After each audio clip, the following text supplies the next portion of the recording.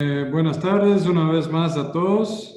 Espero que todos estén bien. Creo que ya está en el momento de comenzarnos. Le agradezco por la participación, por el interés de todos ustedes. A mí cuando veo que tenemos así tanta gente, ya estamos con 79, casi que 80 personas participando, nos deja bastante contentos por este interés de todos y aún más que es mucho que muchos otros temas también es un tema muy importante que es la parte de análisis ambiental de aguas y fluentes y seguramente va a ser muy importante compartir toda la información, toda la experiencia que tiene Valmir, que tiene Tecnal con esta línea de productos.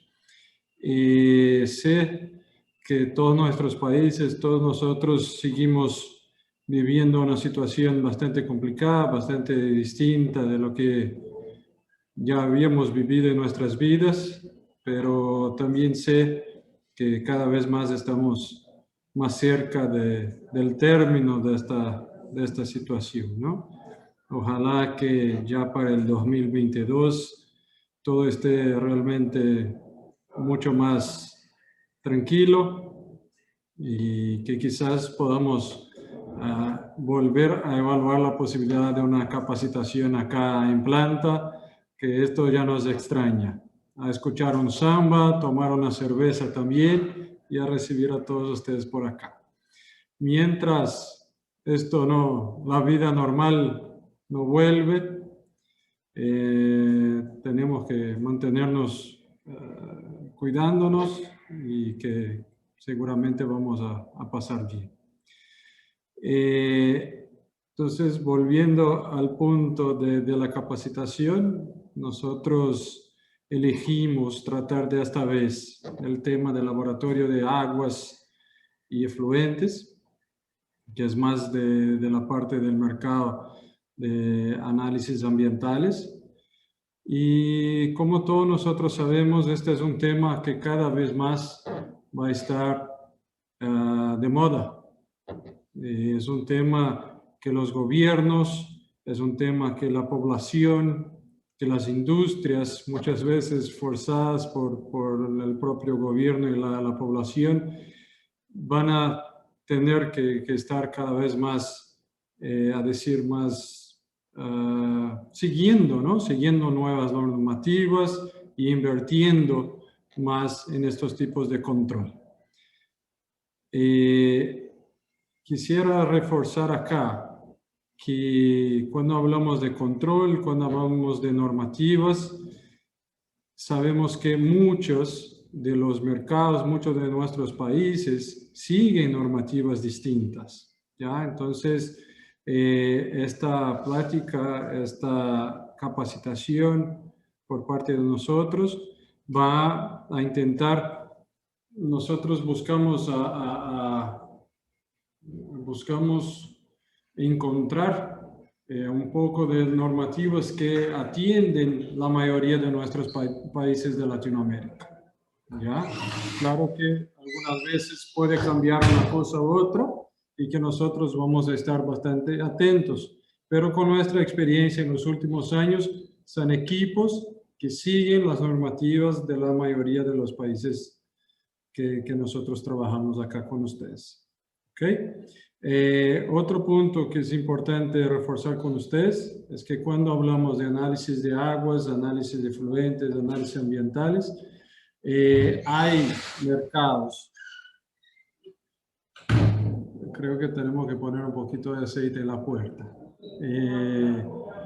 Hay mercados que se están obligando de que las industrias tengan sus propios laboratorios o tienen mercados que piden tantos análisis para las industrias que las industrias pasan a evaluar, a llegar a la conclusión de que vale la pena tener su propio laboratorio.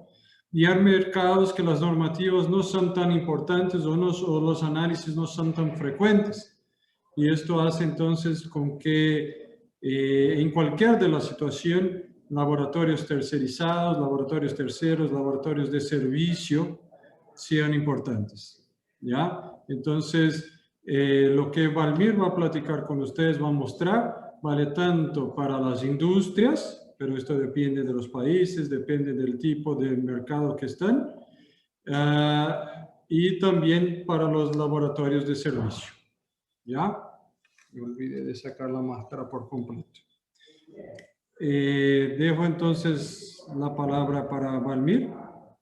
Les pido después que por favor no se olviden la presentación, vamos a poner en nuestra intranet, van a poder usarla después para consultas.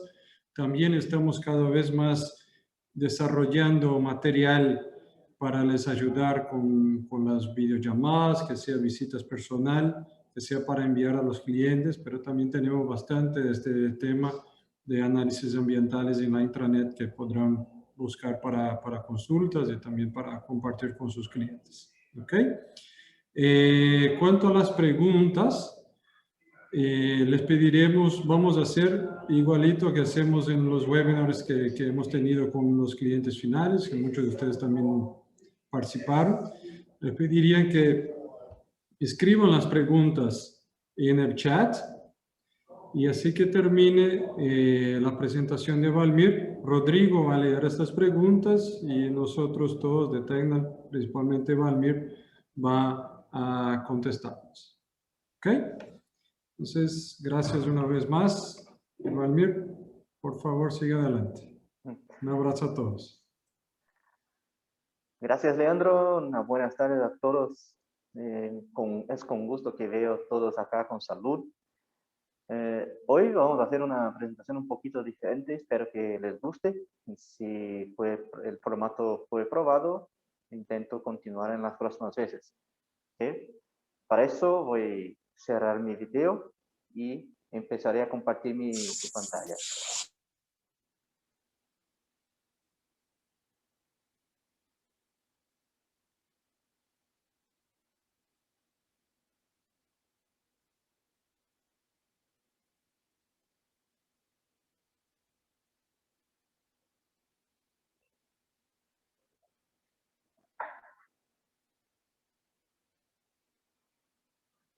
¿Están todos mirando mi pantalla?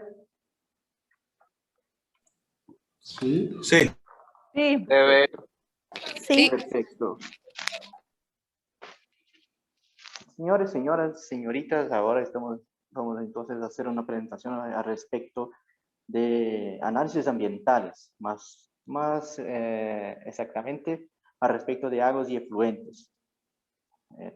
Vamos a mirar algunos equipos, detallar muy rápidamente algunas técnicas de análisis que son más, ¿cómo se dice?, más importantes, más tradicionales. Y después vamos para las preguntas. ¿Okay? La presentación está corta, como 60 slides, entonces nada hace preocupar. Bueno, análisis ambientales son muy importantes, claro, por el tema ambiental, como ha dicho Leandro a poco. Los gobiernos están cada vez más atendiendo. Valmir, disculpe Valmir, no, es que no son todos que te conocen y no saben que tú haces tantas bromas. Y Ah, sí. son menos antes que comience a salir que va a tomar mucho tiempo. Disculpe. Disculpen. No Yo sí te entendí, Valmir. Sí. Bueno, como estaba diciendo, hay muchos gobiernos que están tomando conciencia de que el tema ambiental se tornó de su importancia por cuenta de, claro, de nuestra sobrevivencia acá en el planeta Tierra y cada vez más imponen normativas más rigurosas y más abrangentes para ese tema. Para eso tenemos una línea específica con algunos equipos específicos para este tema y otros que son más generales, como van a ver análisis de nitrógeno, análisis de grasa, algunos. Quien ya hizo las capacitaciones anteriores va a reconocer algunos equipos acá. ¿Okay? Bueno, primeramente, ¿cómo se configura un laboratorio de análisis ambientales. Primeramente, claro, los resultados de los análisis son necesarios para que tengamos parámetros para saber si hay contaminantes o si no, o si el agua que vamos a utilizar para beber o otro uso está pura, está apropiada. ¿Okay? Y esos parámetros hay que estar dentro de lo permitido por la legislación dentro de cada país. Como ha dicho Leandro también, cada país tiene sus propias normativas, sus propios límites para obedecer, pero en forma general, la intención es tener agua, tratamiento de los efluentes para evitar que se polúe todos los cursos de agua. ¿Okay? Las etapas son prácticamente las mismas de cualquier laboratorio. Hay el muestreo y el preparo y determinaciones. El muestreo empieza ya en campo. Y algunos laboratorios, y eso es una observación muy importante, cobran y ganan dinero haciendo el muestreo. ¿Okay? Y algunas determinaciones, como hablé, son similares a otras de otras áreas, como alimentos, nitrógeno, por ejemplo, y grasas. ¿Okay? Empezando por el muestreo, acá tenemos un ejemplo de cómo se hace el muestreo. Acá tenemos una laguna y los analistas que están haciendo el muestreo. Acá tenemos este recipiente que no por acaso es un recipiente térmico. Acá tenemos los recipientes donde vamos guardar las muestras hasta que llegue al laboratorio. Las muestras en general son almacenadas en ácido sulfúrico.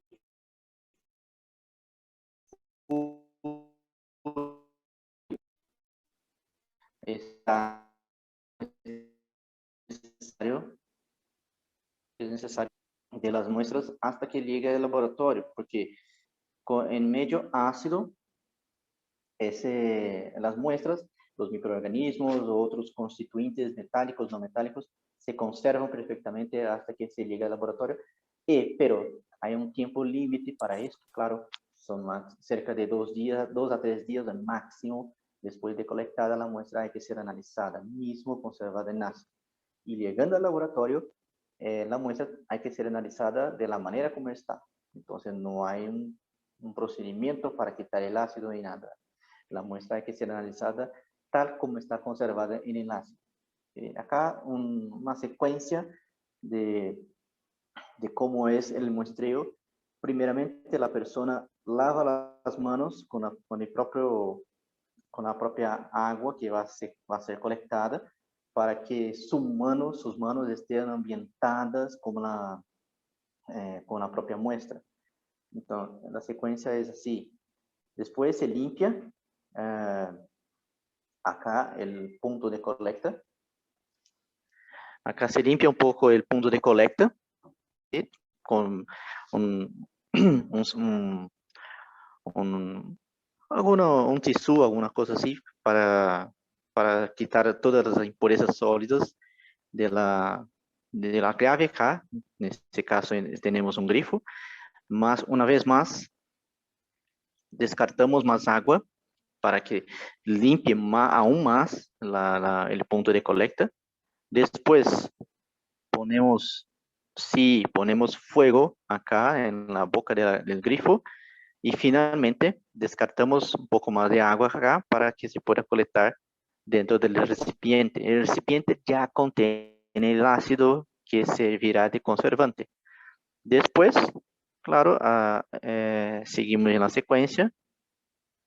Acá tapamos, etiquetamos, cadastramos y finalmente conservamos en ácido y hielo para que se pueda enviar al laboratorio. El análisis debe empezar lo más temprano posible desde el momento de la colecta para que no tengamos ningún tipo de pérdida por cuenta de una demora muy grande para empezar el análisis. ¿Ok?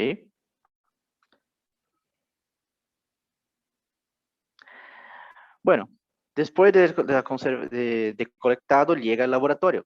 Y ahí viene el primer equipo para hacer, que hace parte del conjunto del laboratorio. Acá tenemos eh, algunos equipos, algunas personas conocen por incubadora, pero acá es una cámara de almacenamiento, la T385, es un modelo desarrollado con control de temperatura, el rango de temperatura desarrollado para la conservación de la muestra. Sí, el rango es un poco más corto que el rango de una incubadora, porque justamente este equipo se destina a la conservación y no a congelar o hacer incubaciones. ¿Okay? Después viene la etapa de preparación. En esa etapa, las muestras, claro, como el nombre habla, preparamos las muestras para las determinaciones finales. Acá tenemos un rango muy grande de equipos, que es incluso la especialidad de Tecna, hacer equipos para preparación. ¿Sí? Y los equipos, en su mayoría, son generales. ¿Qué significa eso? Que se puede utilizarlos en cualquier otro laboratorio también. Bueno, los concentradores de muestras, que son algunas de nuestras estrellas, esos son equipos donde las muestras son preparadas y sirven para preparar las muestras para otros equipos como ICP, cromatógrafos y otros más. ¿Por qué concentrar una muestra? La concentración, claro, sirve para aumentar el grado del analito que se quiere determinar. Sí, eso es la intención de hacer una concentración. ¿Por qué hacemos eso? Si ya del otro lado ya tenemos ICPs y otros equipos extremadamente precisos y sensibles. Mismo que tengamos una ICP, por ejemplo, para determinación de metales, un ICP que puede alcanzar como índices de ppb, parte por billones. Algunas veces las muestras contienen los analitos en rango de trazos, o sea, muy bajos, por veces en ppt, parte por trillones, así siendo abajo del límite de detección de esos equipos. Por eso concentramos para que podamos detectar en esos equipos que ya son muy precisos, y ahí entonces después por cálculo llegamos a la concentración real del analito. ¿Okay? Esos equipos de concentración de muestra por intercalentamiento por bloque seco y por baño de agua, como vamos a ver acá. Acá el primer concentrador, el T019, es un concentrador de bloque seco, especializado en pequeños volúmenes para hasta más o menos 5 mililitros. Normalmente se vende para los tubos Eppendorf, los tubitos de 1,5 a 2 mililitros de muestra. Ese equipo es muy simple, consiste de un bloque, que es este acá, un bloque móvil. Aquí tenemos una pequeña pinza que sirve para poner el bloque, que es esta parte, acá dentro del equipo. Alrededor hay una resistencia que calienta el bloque todo. Ese bloque es un bloquito de aluminio laminado, o sea, aluminio puro, aluminio que aún no pasó por ningún tipo de tratamiento.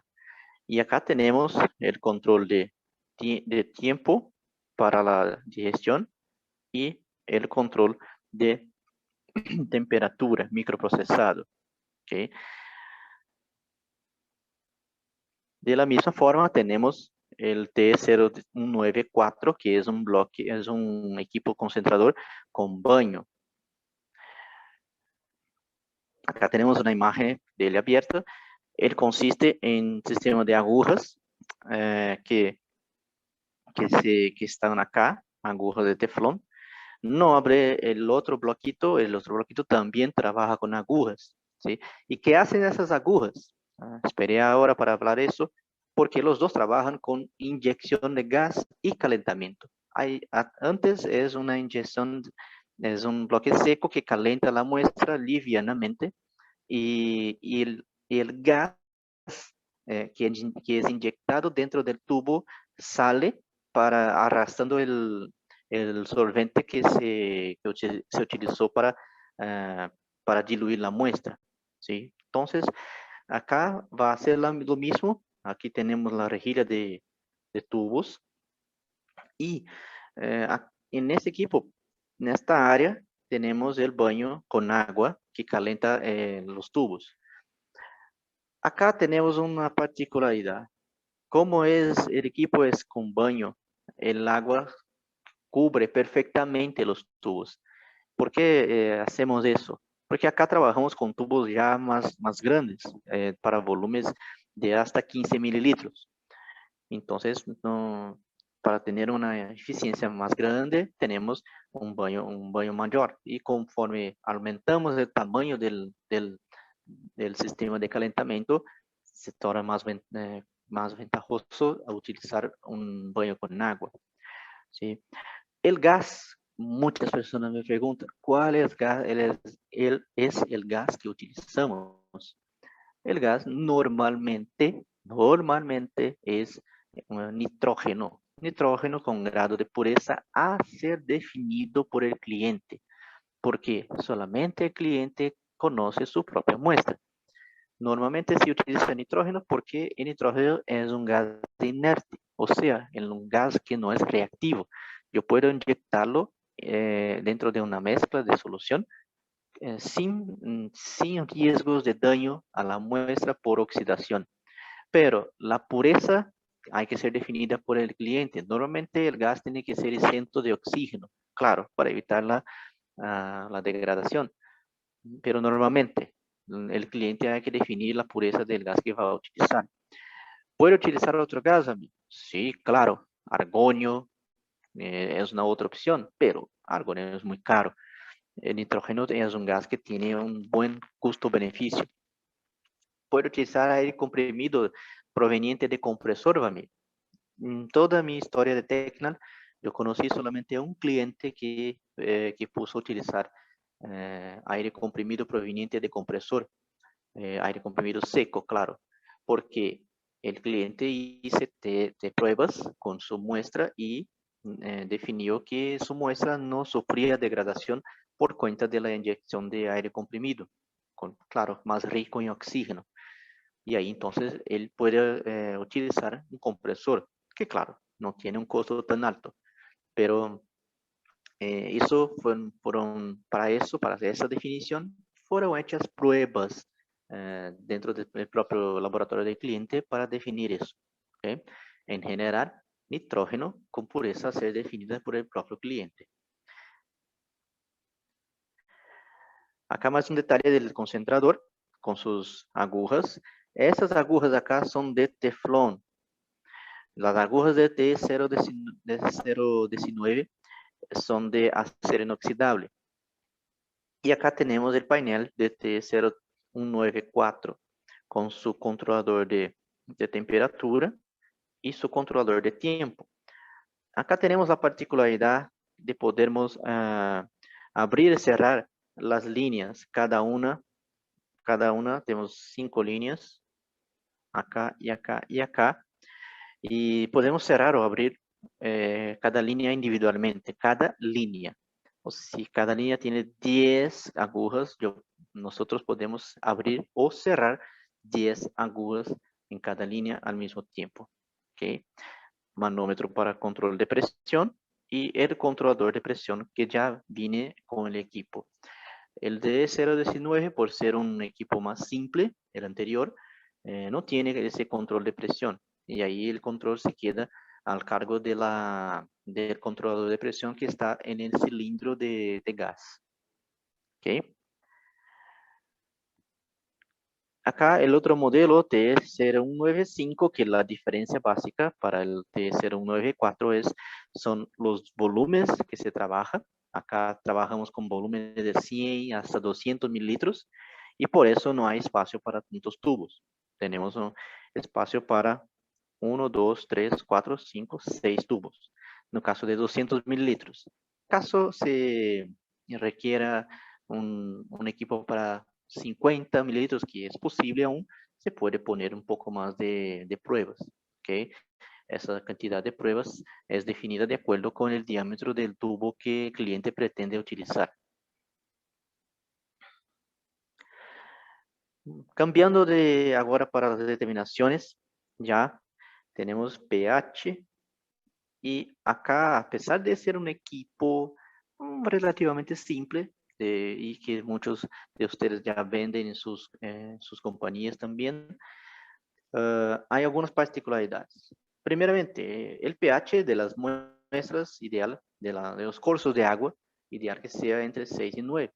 Caso se altere, sea más grande que eso o más bajo que eso, significa que tenemos un problema en el río o en la laguna que se está analizando. ¿Okay? Y esas alteraciones, claro, afectan el metabolismo de las especies acuáticas. ¿Sí? pH es uno de los principales indicadores que se tiene alguna cosa errada con el curso de agua que se está analizando. ¿Okay? Entonces, es importante tener un equipo muy robusto y preciso para esa determinación. Acá tenemos el TEC7, RTEC7, /MP, /1MP. El equipo con el pHímetro, claro, como muchas personas saben, acá es solamente un milivoltímetro. El corazón del equipo está acá, que es el electrodo. Claro que el electrodo, hay una cosa muy importante al respecto de él. Cada tipo de muestra hay un electrodo más adecuado para su análisis. O sea, agua de grifo se tiene un electrodo propio, que es el electrodo general. Aguas purificadas como aguas destiladas, osmosis, ese tipo de agua necesita de un electrodo específico para la cantidad de sales que tiene esta agua. Claro, el electrodo depende de la cantidad de las concentraciones de sales que se tiene dentro de la solución para tener un cambio perfecto dentro del electrodo. Si no hay sales, hay que utilizar un electrodo específico para una muestra, digamos así, diluida. ¿Okay? Conductividad, otro análisis de gran importancia, permite la determinación de conductividad y STD. Eso estamos hablando de nuestro conductivímetro. STD, sólidos totales disueltos. ¿Okay? Y puede ser acoplado en 3 diferentes células de conductividad. K igual a 0.1, 1 o 10. Este K es una abreviatura para constante. Indica la sensibilidad de la celda o del sensor del conductivímetro. La célula K igual a 0.1 es la más sensible, utilizada en soluciones diluidas o soluciones de agua destilada, que tienen muy pocos sales para hacer el cambio iónico necesario para el equipo trabajar. La constante 1 es la más general, tiene rangos que permiten el análisis de agua de grifo y otras aguas más concentradas, aguas efluentes un poco más cargados. Y esta última, K igual a 10, permite análisis en soluciones con extremas concentraciones salinas. Y acá tenemos nuestro conductivímetro, muy simple. Y aquí esta particularmente es la célula de constante 1. Como yo sé, acá tenemos un formato típico de este tipo de celda. ¿Okay? Aún en la conductividad, así como en el pH, hay que secotizar el electrodo o la celda correcta para la aplicación pretendida. Si el analista intenta hacer análisis en agua destilada, la celda correcta hay que tener una constante 0.1. Si el análisis es más general, se puede ir a rangos de 200, 400, 500 microsiemens por centímetro. Voy a escribir acá, microsiemens por centímetro. Esa es la unidad. Rangos de hasta 1000 microsiemens por centímetro, utiliza la celda de 0, constante 0,1.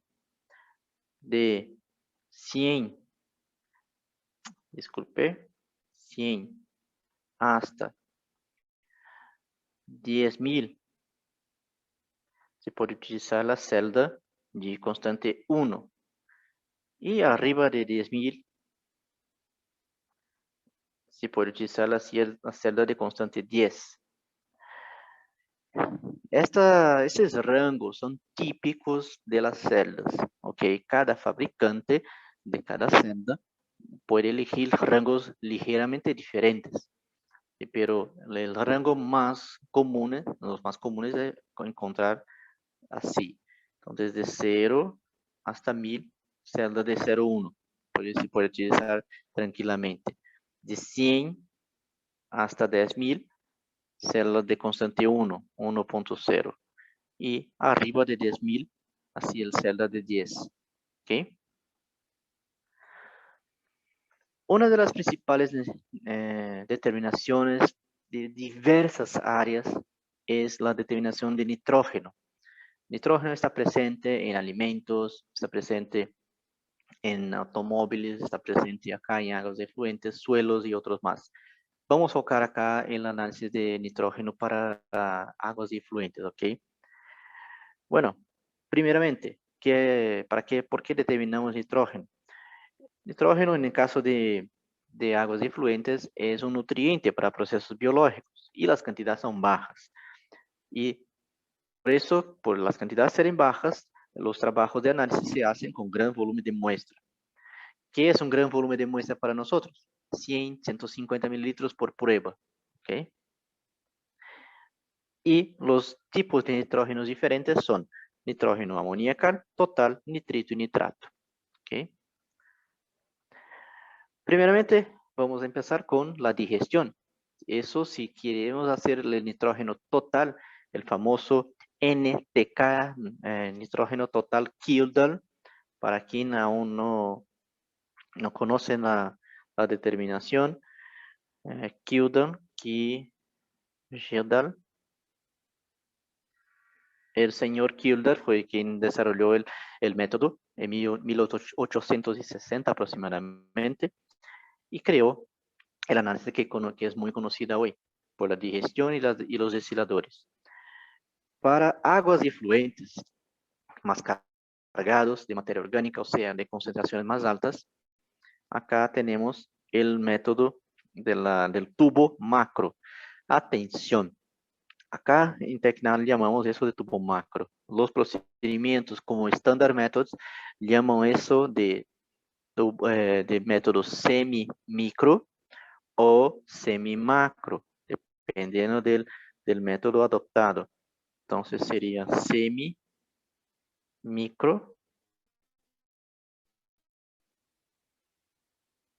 o semi-macro. ¿Por qué semi? Porque el método tradicional, vamos a ver el destilador más adelante, utiliza matraces de 800 mililitros. Ese es verdadero macro, anticuado, tradicional, que la mayoría de los analistas no les gusta mucho de operar. Pero es necesario aún cuando tenemos una concentración bajísima de nitrógeno, como 1 o 2 ppm. Ahí es necesaria una gran cantidad de muestra para compensar la falta de analito. En ese caso, los tubos no son nuestros tubos, estos acá tienen aproximadamente 400 mililitros hasta la boca, hasta el límite acá, hasta aquí. El volumen tradicional de muestra utilizado acá son para la digestión, son aproximadamente 60, 70 mililitros. Eso es lo que recomendamos. Claro, si el cliente consigue desarrollar un método donde se utiliza 100 mililitros, poco más tal vez, perfecto. El cliente tiene un protocolo ya definido. Nosotros, Tecnal, recomendamos 60 mililitros de muestra más muestra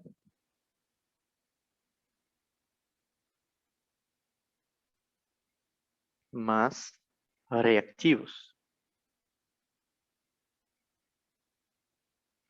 ¿Ok? Entonces, eso es la recomendación de nosotros. Ese equipo consiste solamente de un bloque de calentamiento que tiene un control de temperatura microprocesado. Este controlador es más simple y acá es una novedad. Tenemos un controlador que permite el ajuste de rampas. O sea, tú puedes poner las rampas, hacer las rampas de temperatura como quieras. ¿Okay? Entonces, esa es una gran ventaja porque realmente se economiza mucho tiempo del analista acá en el laboratorio. No necesita se quedar mirando el equipo si está subiendo la temperatura. Basta programar y el equipo hace lo restante. Juntamente con el bloque digestor, siempre recomendamos la compra del neutralizador de gases, que consiste básicamente de este equipo, que es un scrubber, y de la botella neutralizadora, donde hay hidróxido de sodio en la concentración aproximada de 30%. Ese hidróxido es el propio cliente que lo hace, ¿sí? Y cuando se compra ese scrubber, que es un lavador, ya acompaña una botella, ¿sí? Detalle, caso el cliente quiera trabajar con dos bloques, mire que hay dos canales posibles para hacer una digestión con hasta dos bloques. Se torna necesario comprar más una botella. ¿Ok? Sí, podemos trabajar con dos bloques al mismo tiempo haciendo una digestión. Y la función de ese equipo, para las personas que no conocen aún, es succionar los gases de la digestión y tratarlos, o sea, neutralizarlos acá en la botella para después descartarlos con seguridad. ¿Okay? Hablando ahora de nitrógeno total y amoníacal. ¿Cuál es la diferencia, antes de más nada, de nitrógeno total y amoníacal? Nitrógeno total es todo el nitrógeno presente en la muestra. Para analizarlo, tenemos que hacer primeramente una digestión con ácido sulfúrico y reactivos. Después hacemos la destilación y finalmente la trituración. El nitrógeno amoníacal, como le llamamos, es un nitrógeno ya presente en la forma amoníacal en la muestra. O sea, no pasamos la muestra por la digestión. Analizamos directamente acá en los destiladores de nitrógeno. ¿Okay? Los destiladores, tenemos tres modelos. El destilador T0364, que es el destilador más simple, el destilador que tiene más tiempo de fabricación de nosotros. Es un destilador manual que es más simple, es más sencillo, bajo costo, y al paso que el destilador tridestilador T0365-1 es un destilador para tres pruebas al mismo tiempo. Es decir, a tres pruebas acá. Podemos elegir cuántas pruebas queremos destilar en ese equipo, ¿sí? Si solamente una, si dos o las tres al mismo tiempo. Y acá tenemos una otra ventaja. Ese es lo que llamamos de semiautomático. Para llenar la caldera, basta abrir el grifo. El equipo controla automáticamente. Acá el control de nivel de la caldera es manual. Entonces acá, manual, y aquí automático para llenar la caldera. ¿Okay? El otro equipo, claro, en contrapartida, este T0366 es un equipo casi que completamente automático. Es un equipo que dosifica los reactivos necesarios para hacer la destilación de forma automática y posee una pantalla que permite la programación de las recetas o de los programas. O sea, yo quiero hacer una destilación donde necesito poner como 10 mililitros de hidróxido de sodio a 40%. Se puede programarlo. El día siguiente quiero trabajar con 20 mililitros. Puede programar también 50 mililitros de agua, 40 de agua en un día. Y sí, podemos cambiar y salvar los programas de forma a tener varios programas que atiendan a diferentes tipos de muestras. ¿Okay? Aumenta la seguridad, claro, porque el analista tiene un mínimo contacto con los reactivos. Las bombas que tiene dentro del equipo succionan automáticamente los reactivos que están almacenados en recipientes abajo de la mesa de análisis, y el analista solo tiene que quitar el NMAIR que se queda acá, en este punto, y llevarlo para la titulación. Ese equipo aún no titula, ¿ok? Solamente hace la destilación, por enquanto, ¿ok? Y aún, como prometido, aún tenemos acá el tradicional T037, es el destilador para el sistema, el protocolo macro real, el macro de verdad. Cada matraz de este tiene como 800 mililitros de capacidad.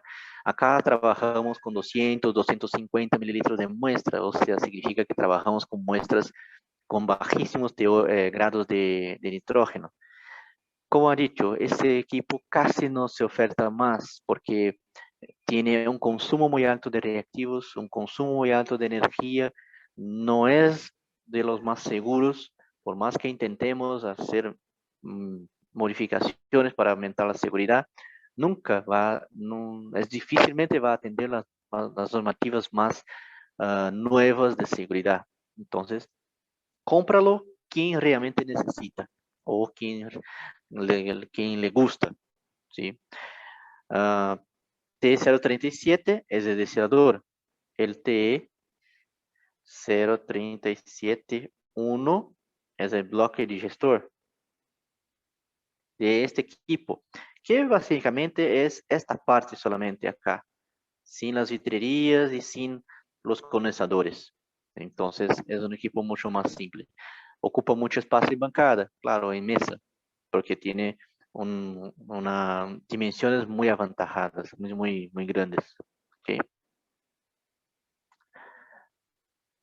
Y por último, acá los tipos de nitrógenos hablan un poquito más.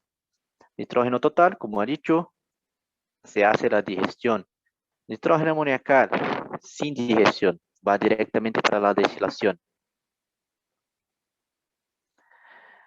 Nitrito, el otro tipo de nitrógeno, es por espectrofotometría visible, y nitrato se puede hacer por espectrometría UV o otros tipos, como electrodos de iones selectivos. No vamos a abordar esas dos aquí, porque los equipos necesarios no podemos vender en el mercado internacional, entonces no hace sentido comentarlas con más detalles acá. Pero estas dos son las más comunes y las más aceptadas, que es el método de Kildall para análisis de nitrógeno. Por eso detallamos más acá. Cambiando de determinación, tenemos la determinación de grasa. Acá tenemos, como siempre, algunas observaciones. La grasa en ambientes acuáticos dificulta los cambios gaseosos. Cuando tiene aceite dentro de un curso de agua, la vida acuática no consigue respirar, básicamente esto, tanto plantas como animales. Las playas y ríos se puede causar problemas estéticos y ecológicos. ¿Sí? Entonces tenemos ejemplos a lo largo de varios años de desastres naturales envolviendo petroleros, navíos de transporte de óleo, de aceite. Entonces no es nada agradable de se mirar. El determinador de grasa, acá en cuestión es el T044. Comparando el T044 con el tradicional método de Soxter, que creo casi todos conocen el método de Soxter. T044 no es un Soxter, es un Goldfish. El nombre del método es Goldfish. Algunos otros protocolos llaman ese método de Rundle. Mismo nombres diferentes, mismo método. ¿Okay? El protocolo que estoy ejemplificando acá es el libro de métodos de AOAC. Ese método de Goldfish es más rápido, tiene unas ventajas, claro, hay que tener. Es más rápido, la extracción se queda en torno de hora y media aproximadamente, y la extracción, ¿ok? En cuanto que el método de Soclet, la extracción se queda con 4 horas o más, dependiendo de la muestra, ¿sí? Y facilita la recuperación del solvente. El equipo facilita la recuperación del solvente para que se utilice el solvente nuevamente en una otra extracción. O sea, ahorro de solvente, ahorro de dinero, ahorro de descarte, no se descarta tanto. Y el equipo es energéticamente más eficiente porque tiene un control de temperatura microprocesado, como vamos a ver acá. Aquí el controlador, los dos tienen controladores acá. Es microprocesado, tiene control perfecto y utiliza cerca de 30 a 40% de la potencia total del equipo durante el proceso de extracción. El equipo ya por sí solo tiene 1700 watts, el equipo de 8 pruebas. Y al paso que el Soclet tiene aproximadamente 2400 watts y trabaja casi siempre con la potencia máxima. Acá tenemos 8 pruebas, ¿sí? En sus dos equipos, en cuanto que el Soclet tiene 6 pruebas. O sea, mire que tiene varias ventajas arriba de otro.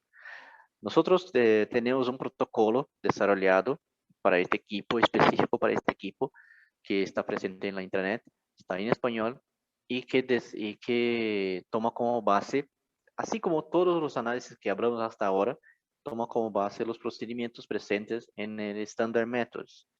Standard Methods es el libro más conocido de métodos para aguas y efluentes. Standard Methods of Water and Wastewater Treatment. Este es el libro más conocido, y los protocolos que tenemos para los equipos que tenemos con protocolos para análisis ambientales, casi todos toman con base este libro. Acá, Goldfish no es diferente. Acá algunos accesorios del equipo, los cestos donde se va la muestra. Acá, a la muestra se queda con un cartucho de celulosa que se queda dentro del cesto. El cesto es hecho para que se encaje esto y no al contrario. O sea, el cartucho no fue hecho para el cesto fue hecho para el cartucho, ¿sí? Acá le llamamos ese vaso de reboiler que se queda en esta posición acá, dentro del bloque del equipo. Y acá en este gancho pueden mirar que aquí está el cesto ya suspenso, pero pronto para inserir dentro del solvente. ¿Por qué es más rápido? Porque su principio preconiza que la muestra se queda sumergida dentro del solvente caliente. Por eso ese método es conocido como método de extracción caliente y continuo, porque la muestra está dentro del solvente continuamente, a todo el momento, por eso continuo. Y el solvente está en ebullición, por eso caliente. Soclet, por contrario, es un método donde se hace la extracción a frío y intermitente. O sea, la extracción no es potencializada por la temperatura, como es acá en Goldfish. Podemos hablar de estos equipos caso tengan dudas más específicamente en otras presentaciones. ¿Okay? Otra análisis importantísima es el análisis de DQO. El análisis de DQO mide la cantidad de materia orgánica oxidable por métodos químicos dentro de un curso de agua. Y es siempre más alta que la famosa DBO, demanda bioquímica de oxígeno. Y la extracción se puede hacer por sistema de reflujo abierto o cerrado. Vamos a ver acá primeramente el sistema de reflujo abierto, que es el bloque T128/6. Es un bloque digestor muy similar al bloque digestor de nitrógeno, claro. Se calienta, a la muestra se calienta acá e intenta subir, pero se condensa nuevamente de vuelta para el matraz y así se queda refluxando en sistema abierto, porque los gases tienen salida libre para acá. El líquido se queda aquí condensando. Por eso que es un reflujo abierto, porque los gases se escapan. Al final de esta extracción tenemos una titulación. Ya el sistema cerrado, tenemos, mira, él es el concentrador. No, es un bloquito para DQO, que es básicamente el concentrador T019, pero sin el sistema de agujas. Acá el sistema es el mismo del bloque del concentrador. La diferencia solamente que no tiene agujas. Antes que me pregunten también, capacidad de ese bloquito que no hablé durante el concentrador, la presentación del concentrador. Normalmente hasta 28 pruebas. Depende de la capacidad, depende del diámetro de los tubos utilizados. En las fichas técnicas de los equipos que se pueden encontrar en nuestro website, ya tiene todas las capacidades de los posibles para este bloquito. ¿Ok? ¿Cómo hacemos entonces esta determinación finalmente? Siempre, en este caso, aquí, el final es una titulación. Se puede utilizar también espectrometría UV-Vis, pero lo que pasa es que las personas prefieren para este equipo acá hacer la titulación, porque acá la cantidad de muestra que se utiliza es más grande, entonces se tiene una representatividad más alta, permitiendo la utilización de titulación. Para el sistema abierto,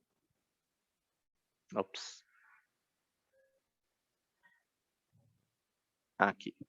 Para el sistema cerrado, disculpe, el método preferido es espectrofotometría, porque los tubos son más pequeños, la cantidad de muestra es menor, es más baja, y la reacción es más fácilmente detectable por espectrofotometría en este caso. Las celdas utilizadas acá para los tubos, ¿sí?, que se pone acá, van directamente para el espectro. Por eso el espectrofotómetro hay que ser optimizado para recibir ya estas celdas especiales. ¿Okay? Cambiando para DBO, por su vez, DBO mide la materia orgánica, claro, oxidable, pero por métodos biológicos, por procesos biológicos. Por eso ella siempre va a ser más baja que la DQO. Los equipos presentes acá hay que ser de fácil sanitización y hay que tener óptima circulación y homogeneidad del aire. Por eso siempre recomendamos las incubadoras de 371. Acá tenemos el modelo de 240 litros que tiene una óptima distribución de temperatura dentro de ella. ¿Okay? ¿Cómo se hace ese análisis? Resumidamente, se mide el oxígeno disuelto dentro de la muestra en un determinado punto y llamamos eso de punto cero. Después de 5 días, medimos nuevamente, que ahí es el punto final. Y ahí entonces comparamos las dos mediciones y llegamos a la conclusión de cuánto oxígeno se consumió por proceso biológico. La temperatura son de 20 grados.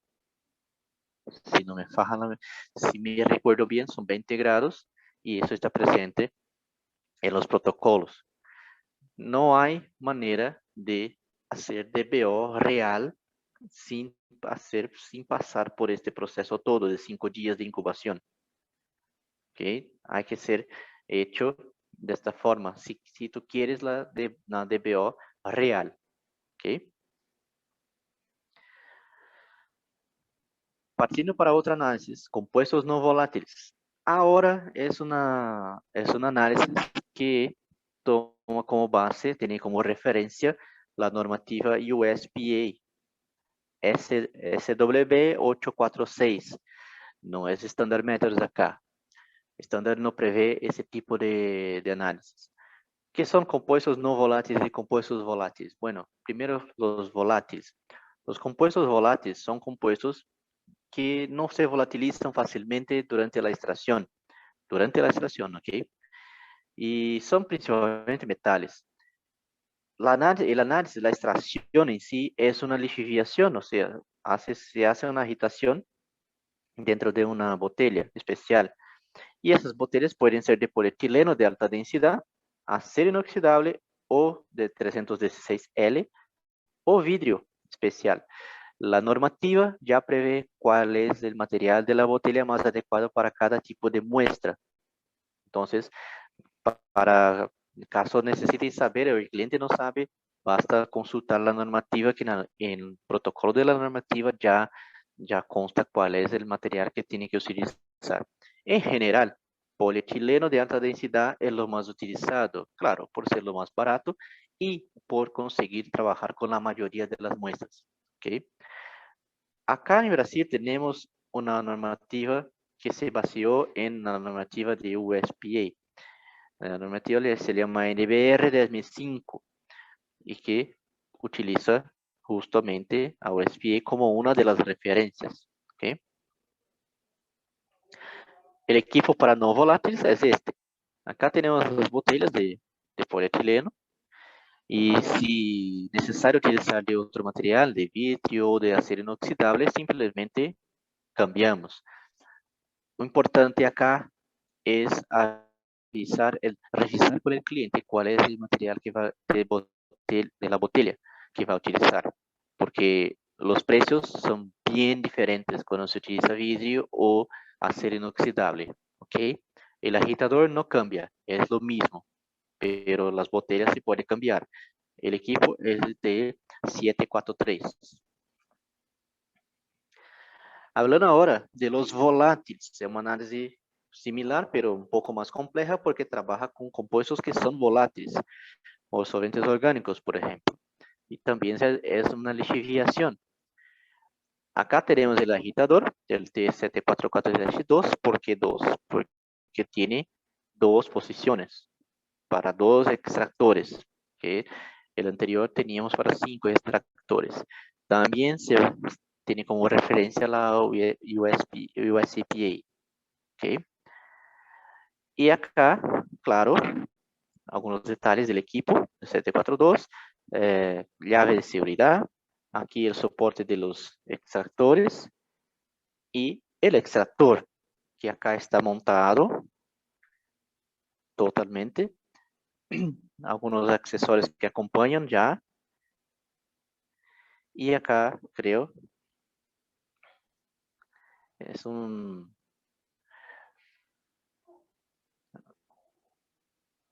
Ups, aquí. Y acá los detalles del equipo totalmente abierto del extractor.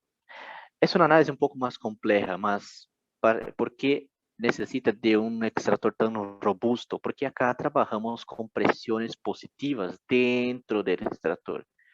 Y el acero inoxidable 316L acá es el material que es el único material acepto para este extractor porque necesita de presión y claro, para garantizar que no hay contaminaciones de la muestra por parte del material del extractor. ¿Sí? Después podemos hablar un poco más al respecto de ese análisis caso un cliente necesite de ella. Pero si su cliente necesita de determinar compuestos volátiles por ZHE, Zero Headspace,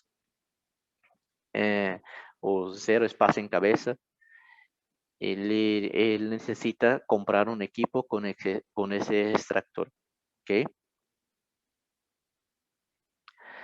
Una determinación que muchas personas me preguntan, muchas personas piden actualmente es la de cianuros. ¿Qué son cianuros? claro, todos conocen, son extremadamente nocivos, compuestos nocivos que causan gran mortalidad en la vida acuática. El equipo que ofrecemos puede tener hasta 8 pruebas a la vez, puede analizar hasta 8 pruebas a la vez y control de temperatura microprocesado. ¿Qué hace? Y eso sustituye, claro, sistemas manuales. ¿Qué tipo de muestra necesita hacer la destilación de cianuros? Ese aquí es un destilador. Toda la muestra que presenta turbidez, presenta color, presenta material disuelto, o sea, que ven materiales, características que vengan a dificultar la determinación final, que puede ser de 3 formas. La determinación por titulación, por espectrofotometría o por iones selectivos. Iones selectivos. La más utilizada es, claro, la de espectrofotometría, que ya nos da un rango, un límite de detección muy bajo, acepto por las normativas, y es un equipo, espectrofotómetro, es un equipo que es un equipo como le llamamos acá en Brasil, un equipo coringa, o sea, un equipo multiuso que se puede utilizar para varios tipos de determinaciones. Por eso es lo preferido por todos. Ese equipo acá, el TS-126, es un destilador. ¿Sí? Es un destilador que hace la etapa de destilación, de limpieza de la muestra para una de esas 3 determinaciones. ¿Okay? Y los reactivos que se utilizan dentro del destilador van a depender directamente de estas 3 determinaciones. ¿Okay? ¿Cuál es una mejoría hecha muy recientemente en el equipo destilador? Fue justamente la inserción de estas pequeñas claves acá que permite el control más preciso del burbujamiento, del burbujeo acá en los burbujadores, que son justamente estos de aquí. Acá tenemos una solución de hidróxido de sodio que va a recibir la muestra. La muestra que está acá se calienta y aquí conectamos una bomba de vacío. ¿Sí? La bomba de vacío succiona el aire para acá. Aquí la muestra calentada con calentamiento liviano tiene su cianuro formado, succionado y pasa por acá. La muestra entra aquí, hace un burbujeo y sale finalmente para acá, donde pasa por el gas ya sin cianuros, pasa y va directamente para la bomba de vacío. La bomba de vacío no es vendida como parte integrante de ese equipo, hay que ser cotizada aparte. ¿Por qué?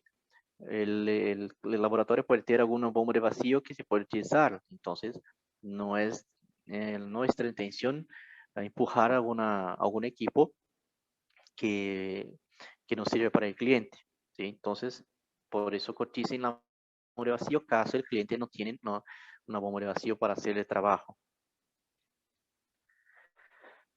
Fenoles es un análisis relativamente simple porque son también compuestos muy tóxicos, pero el análisis es más simple que de cianuros. Son persistentes, difíciles de degradación y producen olor y sabor en el agua. El destilador de fenol acá está, muy simple, la muestra se queda aquí. Es destilada, el vapor sube y después baja para acá, pasa por el condensador y cale y se queda acá condensada. Después, una titulación o métodos espectrofotométricos también sirven para esa determinación. ¿Okay? El código, el T1256.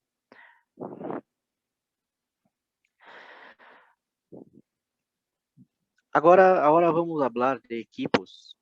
Equipos que son casi que accesorios, opcionales. Bueno, todos los equipos de destilación que vimos acá, destiladores de cianuros, destiladores de fenoles, determinadores de grasa, todos ellos tienen sistemas de condensación, o sea, condensadores. Estos condensadores son alimentados por agua fría. El agua fría puede vir de un grifo, claro, y en ese caso se descarta el agua después, o entonces se puede utilizar un baño como este. Un baño T2005, T184/1, son baños que se puede utilizar para hacer la recirculación del agua, proveyendo una agua fría, mejorando por veces la eficiencia del análisis y, claro, proporciona un ahorro de agua. Nuevamente,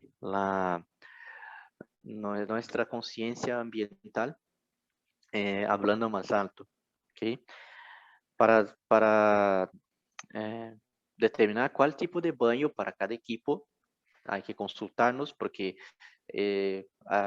creen determinar un baño para una aplicación, un equipo específico, un conjunto de equipos, no es fácil.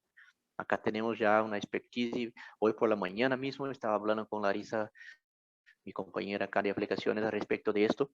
Y realmente este tema necesita de una presentación casi que exclusiva para él. ¿Okay?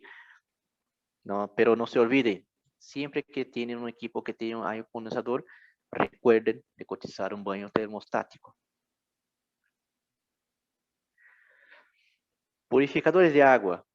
Son equipos importantísimos porque el agua destilada, el agua purificada es una de las bases de cualquier laboratorio.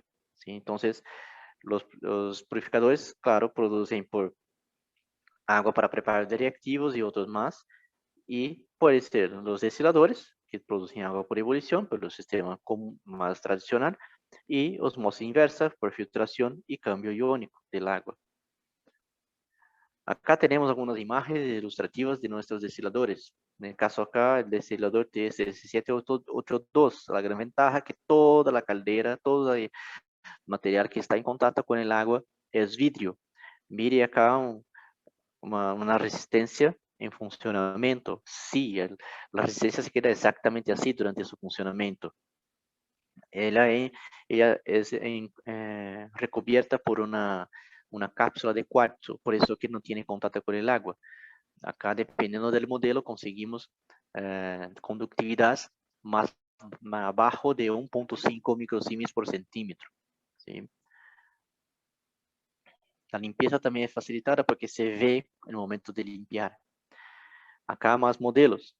Este 1788 tiene 2 calderas, o sea, el doble de la capacidad de producción. Y aquí un modelo 17823 es bidestilador. Tenemos acá 2 calderas. Una acá que recibe el agua de grifo primeramente y esta acá que destila el agua proveniente de esta caldera. O sea, se destila primeramente acá y el agua destilada es direccionada directamente para esta caldera que se destila nuevamente. Y ahí se tiene aguas abajo de 1 microsiemens por centímetro. Y por fin de los purificadores de agua, la osmosis inversa, que acá tenemos el T4007 que dependiendo del modelo puede producir 10 litros hora, 20 litros hora o hasta 40 litros hora. Otro equipo importantísimo dentro de un laboratorio, cualquier laboratorio, estufas. Se sirven en este caso para secado de muestras y finalización de algunas análisis gravimétricas como residuos sólidos y también para esterilización vía seca. Dependiendo del modelo, aquí se olviden de eso, está errado acá. Dependiendo del modelo podemos ser simplemente para esterilización como esta o tener una familia completa con estufas con circulación y renovación del aire, como la familia T394. 294/1, /2, /3 y /4, /1, /2, /3 o /4. La diferencia básica es el tamaño. ¿Okay? La más vendida para laboratorios ambientales es justamente la /2. Por su tamaño, serán también más adecuado para la rutina de un laboratorio ambiental. Bomba de vacío, no voy a hablar mucho de eso. Ya hablamos un poquito que es necesario en el análisis de cianuros. Acá tenemos la bomba de vacío con compresor de aceite y la bomba de vacío con compresor seco y centro de aceite. Esta bomba de vacío para aplicaciones más sencillas, porque tiene compresor a base de óleo, de aceite, disculpe. En cuanto que esta acá es más robusta, se permite hacer filtraciones con a vacío y hacer vacío en cámaras que tienen solventes más agresivos, como solventes orgánicos, porque su pistón no posee aceite. Entonces es más tranquilo para algunas aplicaciones. El costo, claro, sube un poco. Bueno, llegamos al final de nuestra presentación. Disculpe si parece un poquito rápido. Ahora vamos a hacer las preguntas. Y creo que tiene muchas. Espero que tengan muchas. Y ahora me quedo aguardando por las preguntas.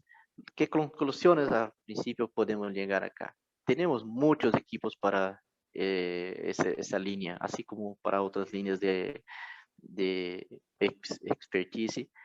Y cabe a ustedes preguntar a nosotros, tener el interés de preguntar, y no solo a nosotros, pero también al cliente. Como siempre habla mi amigo Rodrigo, no es vergüenza ninguna preguntar. Pregunte a su cliente cuál es su necesidad.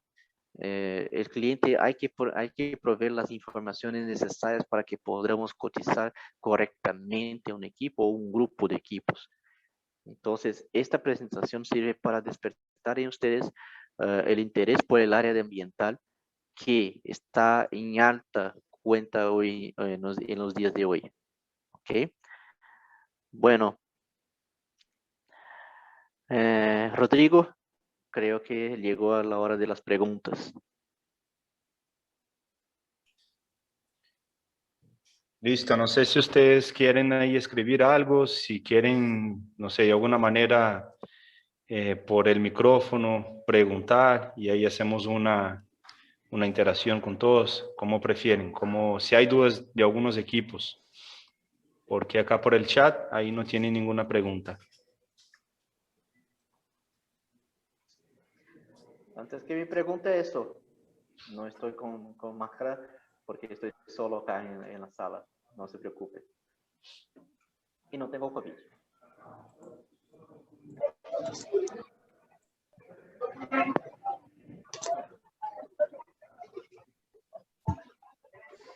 Bueno, no sé. Ahí viene una pregunta, Rodrigo. Bueno, Héctor nos pregunta, ¿al Scrubber se le puede agregar carbón activado para la absorción de compuestos orgánicos o inorgánicos? Y si la botella solo recoge los ácidos. Héctor, buenas tardes, Héctor, amigo, ¿cómo está? Sí, se puede utilizar una botella extra. Val, tá baixo o volume. Disculpe. Hola, Héctor, ¿cómo está? Sí, ¿Qué se puede tal? usar ¿Todo bien? bien. Se puede utilizar una botella extra, en ese caso, para hacer la dispersión de los compuestos que citó. La botella con hidróxido de sodio siempre hay que utilizarla por cuenta de ácidos que se puede tener por cuenta mediante la digestión de ácida a que se destina el equipo. Claro que si su reacción no genera vapores ácidos, se puede utilizar el carbón compuesto, activado. el carbón activado o el compuesto que sea necesario. ¿Okay? Ahora, si su digestión envolve ácidos, ahí sí, hay que tener el hidróxido de sodio en la botella y una segunda botella con el carbón activado. No, eso La le digo, segunda, eso yo lo tengo claro. Lo que no sé, si en una botella, como para que la bomba del scrubber tenga suficiente fuerza y no chupe el carbón activado. ah, Porque vos pones un sí. carbón activado en el Ermeyer o algo y la bomba te lo va a chupar. Claro. Eso es lo que te pregunto. Sí, sí. Se puede utilizar una botella bien cerrada con carbón. No, Y claro, el scrubber va a tener fuerza más que suficiente para succionar el carbón. Hay también la opción de utilizar un filtro, como el filtro de los Moses, ¿sabes? ¿Sí? Que, sí, que del carbón activado ya está dentro de una columna sellada. Entonces no hay no hay cómo escapar en ese caso. Que ahí se puede adaptar tener al una trampa scrubber. vacía. Y exacto, es como si fuera una trampa de vacío. Ah, perfecto, perfecto. Bueno, la otra pregunta es de Regina Viso. Para los conductivímetros y pHímetros, ¿quién escoge el sensor? ¿El cliente o nosotros debemos hacerlo? El cliente, naturalmente, debe saber cuáles los rangos que se va a trabajar con sus muestras. Y si el cliente no tiene la idea exacta de cuál sensor va a utilizar, claro, nosotros podemos hacer las sugerencias. No hay problema en ese caso. Casalab nos pregunta con respecto al destilador de cianuros, ¿cuál bomba se recomienda para utilizarlo? O sea, si es la TE0581 o la TE058. Seguramente la TE0581, porque dentro de los recipientes de burbujeo hay una solución de hidróxido de sodio que ya es más agresiva al aceite presente en la TE058. Entonces, seguramente la TE0581 será más robusta para esta aplicación. Mauricio nos pregunta, para los concentradores, ¿el gas de nitrógeno o el gas que se utilice, el cliente es, bueno, creo que es, el gas se recoge en algún otro equipo, va al ambiente o se puede recuperar el solvente? Son en realidad dos preguntas con respecto al gas y después el solvente. No, el gas va, entonces el concentrador se puede poner dentro de una campana, entonces el gas va para el ambiente de la campana, porque normalmente el solvente que se está concentrando ahí dentro son solventes orgánicos, como hexano, acetonitrilo y otros más, que no son nada saludables para nosotros. Entonces, la concentración hay que se hacer dentro de una campana y en el caso del T094 y T095, el equipo acompaña una manguera que se puede conectar en la parte trasera del equipo y ahí expulsar para fuera del laboratorio a través de algún ducto, alguna tubería gruesa suficiente para contener la manguera. Pero recuperar este gas o ese solvente no es posible para esos tipos de concentradores. ¿Okay? Pero la recomendación siempre es utilizar dentro de la campana justo para que se expulse tanto los vapores de solvente como el gas que está cargando para fuera del laboratorio. Andrés Leal nos pregunta, ¿el medidor de pH tiene adaptador para medir ORP y se tiene el sensor? No, ese medidor de pH que presentamos es solo para pH.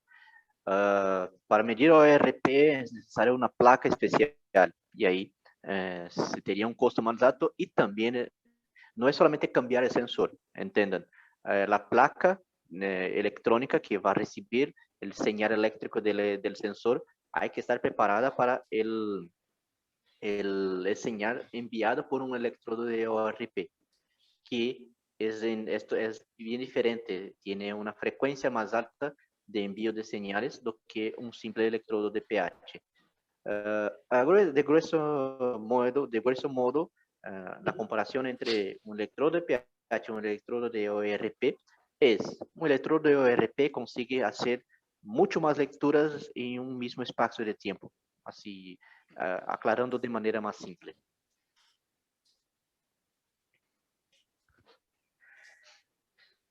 ¿Alguna pregunta más? No sé si quieres ahí.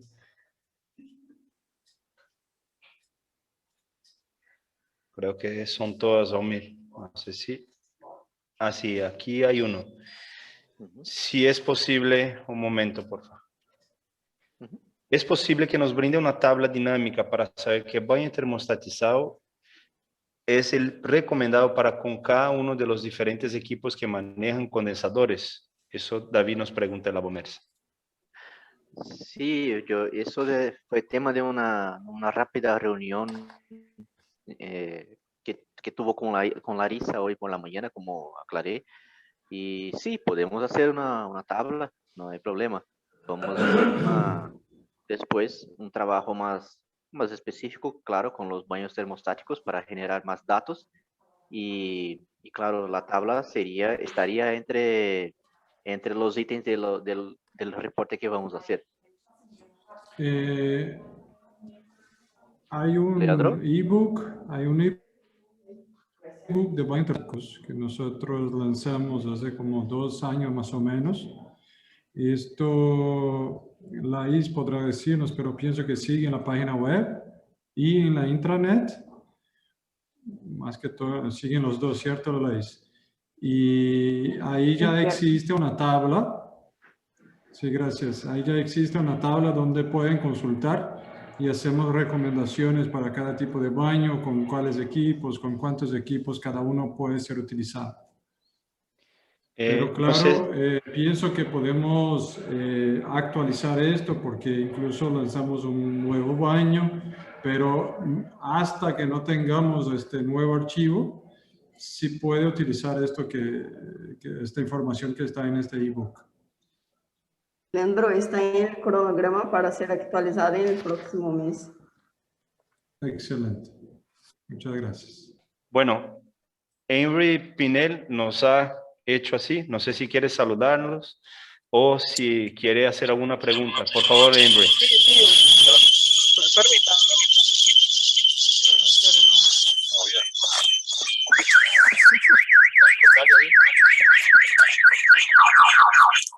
Listo. Tengo una consulta. ¿Es posible hacer un sistema de bueno, creo que debería de ser posible un sistema de recirculación,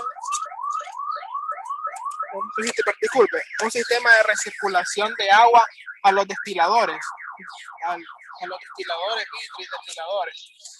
Nos encontramos, ¿verdad?, con varios clientes aquí en Nicaragua que siempre han querido adquirir, ¿verdad? He cotizado bastante destiladores de agua, pero el tema es el desecho de agua, la cantidad de desecho de agua. Entonces yo decía, vamos a proponerle el desafío, ¿verdad?, a Tecnal, que fabrique un equipo con un sistema de recirculación controlada de agua, donde pueda calentarla y la pase, ¿verdad?, a lo que son las torres de destilación. Bueno, queda como pregunta y también como un reto para fábrica. Muchas gracias, buenas tardes. Buenas tardes, Henry. En verdad, esa pregunta ya fue tema de varias pruebas que intentamos hacer en el pasado reciente al respecto justo de los destiladores de agua, porque realmente es la principal desventaja de un destilador de agua es el costo de agua que se utiliza para producir un litro de agua destilada. El problema es que los destiladores de agua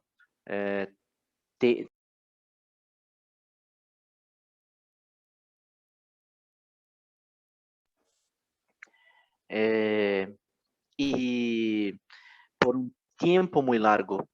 Entonces, no es un equipo que se queda trabajando como media hora y ya para de trabajar. Es un equipo que se queda como 3, 4, 5 horas trabajando, y para tener un baño que dé cuenta de recirculación, que dé cuenta de un equipo así, trabajando de esa forma, hay que ser un baño extremadamente potente. No es imposible hacerlo, pero los costos dificultan un poco hacer un equipo así, pero nada impide de acá tenemos una nueva reunión con la fábrica y intentamos desarrollar algo así. Para Valmir, los destiladores, sí, Leandro. disculpe. Henry, gracias por la pregunta. Nosotros hace como unos 4 años comenzamos un desarrollo de un nuevo de un nuevo destilador de agua, pero que al final lastimosamente no nos valió la pena, no seguimos. La verdad es que tenemos el destilador de agua acá, pero llegamos a la conclusión que para tener un destilador que no utilizase tanta agua, sería necesario un sistema de refrigeración muy fuerte. Y sistemas de bombeo, de compresores, y al final lo que ahorraría de agua pasaría a gastar más de energía eléctrica. Entonces, hablando de cuál es la preocupación que dicen nuestros clientes, es sobre el tema de ahorro de agua, el tema de sustentabilidad, que no quieren utilizar tanto agua, ¿no? Pensando en el ambiente, también en los costos, pero se aumentaría la utilización de energía eléctrica y al final que también viene del agua. Y el costo y el tamaño del equipo estaba muy grande. Entonces tuvimos que poner, para que tenga una idea, esto entre nosotros, 80 personas por ahora, un poco que aprovechamos de sistemas de aire acondicionado y tal, y al final se quedó como un equipo de 1,60 m de alto, 80 centímetros de ancho, y que tampoco vimos como algo que los clientes se interesarían por este tamaño, por el tanto que utilizaría de energía eléctrica, y el costo, por ejemplo, valería como 7 o 8 más el costo de un destilador de agua, lo que tenemos hoy en día y que la competencia también tiene similar. ¿Ya? Y más o menos lo que Valmir dijo, si nosotros intentamos hacer algo con un baño termostático, este baño también va a ser súper grande porque tiene que tener sistema de bombeo, sistema de refrigeración muy fuerte. También va a consumir mucha energía y el costo del equipo también no va a ser sustentable. Entonces, lastimosamente, hoy la respuesta es no es posible. Quizás tengamos una respuesta en un futuro cercano, pero por experiencia propia no va a ser tan fácil, al menos por ahora. Muchas gracias, Henry. Complementando la respuesta de Leandro, gracias Leandro por la explanación. La opción sería utilización de desionizadores o entonces osmosis inversa para hacer el tratamiento del agua de un laboratorio, caso el foco sea el costo de agua que se descarta. ¿Ok? ¿Hay más preguntas? Sí, en este caso es más una pregunta comercial que Regina no hace. No. ¿Por qué Tecnal no ofrece campanas extractoras? Ahí yo mismo puedo contestar, ok, Regina. En realidad, nosotros evaluamos todo el tiempo que tuvimos de consultas y sí es posible vender, pero no está en la lista de precios. Si es algo muy puntual, nosotros podemos ofrecer las campanas, que tiene en realidad 3 modelos, ok. La otra pregunta es de Héctor. ¿Por qué los nuevos digestores no vienen en forma estándar para hacer rampas al cliente? Por lo general no necesitan. ¿Por qué no controlan tiempo en forma estándar? Solo temperatura controlan. ¿Es así? No, los bloques digestores de nitrógeno, creo que es eso que está hablando Héctor, que poseen los controladores con rampas. Sí, lo hacen rampa y patamar, o sea, controla la temperatura y el tiempo de la rampa. Los controladores más antiguos, más simples, no, solamente la temperatura, pero aquel bloque digestor, el TS que mostramos en la presentación, el T0081, que tiene una pantalla táctil, es así, controla tiempo, claro, porque es así que se hace la rampa, ¿sí? un patamar acá por un tiempo, después sube la temperatura, después se controla la temperatura estable por más un tiempo y así se va. Eso es así que funcionan nuestros bloques, nuestros controladores con rampas. ¿Okay? O sea, que tú puedes elegir la temperatura y decir cuánto tiempo querés esa temperatura.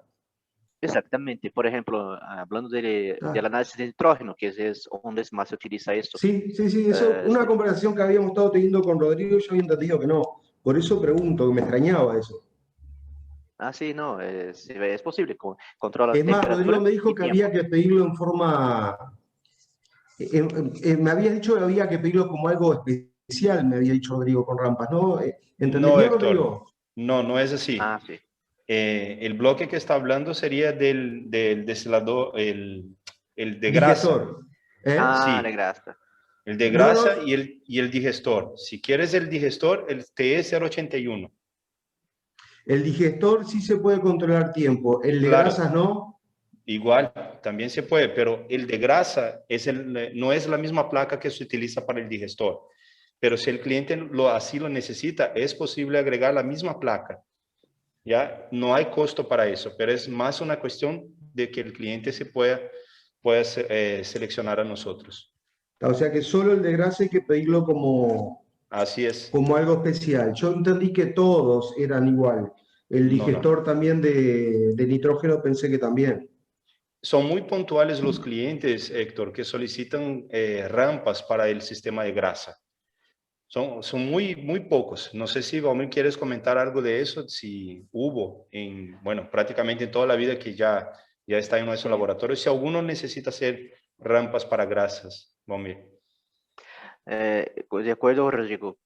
Cuando son muy puntuales los que necesitan de rampas para grasas, hasta porque el equipo de grasa necesita una operación también de la vidrería del equipo para progredir entre las etapas de extracción, lavado y después recuperación de solvente. Entonces, el analista necesita ir hasta el equipo aún para cambiar de etapa. Solamente la rampa de temperatura no es la única cosa que sería necesario automatizar. Ya durante la digestión de nitrógeno, otro análisis, otra digestión donde se utiliza el bloque digestor, ahí no, ahí simplemente el control de rampas ya es suficiente para automatizar por completo casi la etapa de digestión. No es necesaria la intervención del analista después que se programa la rampa. Por eso que para nitrógeno o para el bloque digestor tiene mucho más solicitaciones para este tipo de accesorio do que para grasas.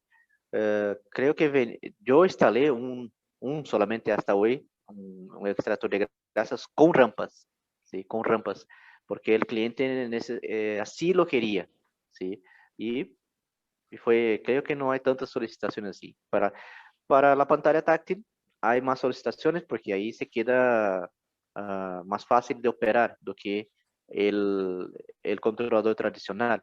Pero con rampas no es tan necesario así y el cliente puede ser que no nos interese realmente. Perfecto, muchas gracias. Avery nos pregunta si tiene algún equipo que mida azúcares totales. Valmir, si me permite. Bueno, yo pienso que, Henry, y muchas gracias por la pregunta. Es que yo pienso que nosotros ya pasamos demasiado del tiempo que habíamos coordinado. Se ve que la cantidad de gente se va bajando. Como este tema de azúcares totales ya sale de esta cuestión de análisis ambientales, análisis de aguas y fluentes, Henry, no sé si usted tiene el contacto de Valmir, de WhatsApp. Sé que Rodrigo tiene su contacto. Pediría a Rodrigo que pase el contacto de Valmir. Valmir podrá explicar. Tenemos el ebook del Redutec, tenemos videos del Redutec, que es el equipo para medición de azúcares totales. Hay un video en el YouTube, en nuestro canal, y ahí podrá encontrar bastante información, pero sí, lo tenemos. Somos casi que que exclusivos en eso. Entonces, pienso que por ahora está bien el día de hoy.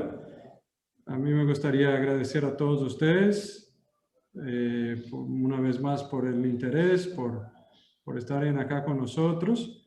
Y estoy seguro que al término de esta presentación salen con mucha más información, mucho más conocimiento de cuáles son los productos, cuáles son los análisis para quien no conocía para este tema de análisis ambientales. Y más que todo, sabemos que no es fácil salir así de una presentación de una hora y pico, realmente saliendo con toda esta información y que tienen que saber todo una vez que estén con sus clientes, ¿no? Por eso quiero reforzar, claro que es algo que es nuevo para muchos de ustedes, pero una vez que están hablando con un cliente, lo van a visitar o se están comunicando, si quieren que hagamos llamadas, videollamadas con estos clientes o que antes de las juntas, antes de sus contactos con los clientes, se comuniquen con nosotros, tanto yo como Rodrigo, Valmir, Larisa, todos nosotros acá estaremos a la orden para que les pueda ayudar en este contacto. Hemos tenido y siempre yo he reforzado esto con nuestros distribuidores, que aprovechemos de la pandemia para mejorar ese tipo de comunicación, para que estemos también online con nuestros clientes finales y de manera general nos hemos salido bastante bien. Entonces, que por favor sigan contando con nosotros para esto.